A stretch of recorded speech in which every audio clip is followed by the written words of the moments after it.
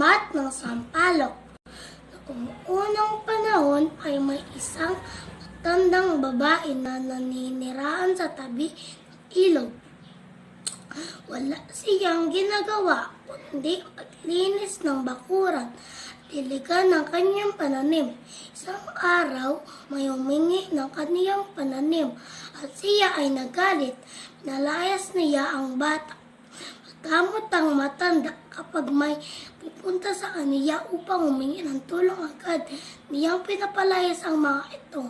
Minsan may diwata nagpanggap na babaeng madungis. Nagalit ang matanda dahil humingi siya na makakain.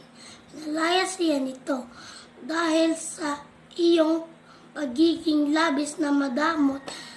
Kahit na marami ka pang namang pananim, ikaw ay aking parurusahan.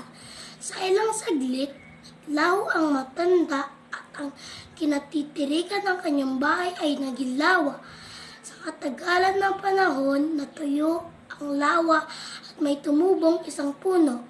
Ang napapadaan sa nasabing puno ay napapahintok dahil sa dami ng bunga na nakasabit sa mga sanga nito. May isang binanta na napadaan at tinangkang kumain ng bunga.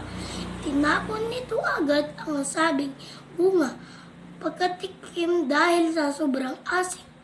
Nasabi ng binata na ang bunga ay tulad ng matandang dating nakatira sa lugar. Punong-puno ng bunga ang puno, ngunit maasim naman ito. Aral sa kwento, huwag maging madamot sa kapwa. Sa halip ay magbigay ka dahil higit pa ang biyayang darating sa iyo.